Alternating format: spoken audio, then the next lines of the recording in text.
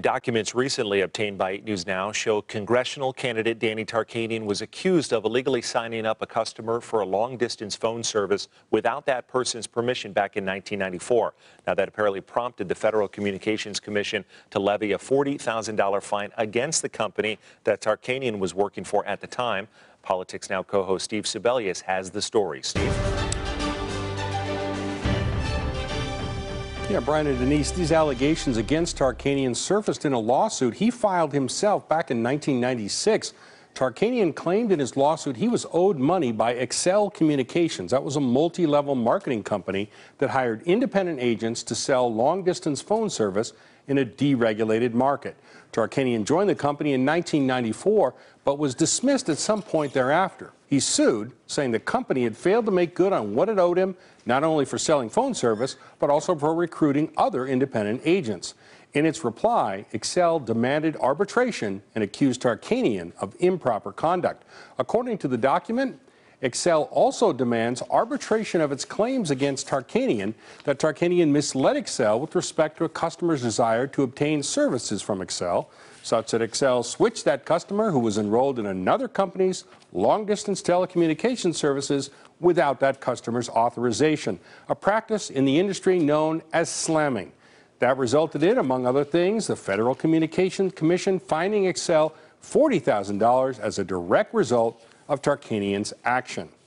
Indeed, FCC records show that Excel in 1995 was fined a total of $80,000 after two customers complained about being switched without their permission. They maintained that their signatures on documents were forged and fake Social Security numbers were used. The company was fined $40,000 for each customer complaint. The FCC ruling says, in part, quote, Excel concedes that it is possible that the customer's signatures and Social Security numbers may have been forged by the independent marketing representatives who submitted the forms at issue, unquote. Now, Tarkanian's lawsuit against Excel was resolved in September 1996 after Tarkanian himself sought a dismissal with prejudice, which means the action could not be refiled. In a statement released to 8 News Now today, Tarkanian flatly denied the charges. The statement reads, quote, almost 3 decades ago, I was owed money by a big company where I did work as an independent contractor. After I sued them, the company made blatantly false accusations in an attempt to avoid paying me the money that I was owed. Bringing up a 23-year-old lawsuit is a desperate attempt to distract voters, unquote.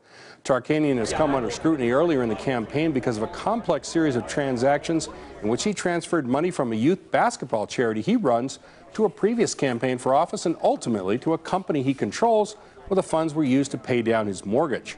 Tarkanian was not charged or fined in connection with those transactions and said they were legitimate transactions made to repay money he'd previously loaned to his business entities. Now, Tarkanian won the 3rd District congressional primary 2 years ago, but lost the general election in a very close race to Congresswoman Jackie Rosen. This year, he'll face Democrat Susie Lee in November. For its part, the Lee campaign today said the allegations were deeply troubling and claimed they show Tarkanian is unfit for the congressional seat. Brian and Denise?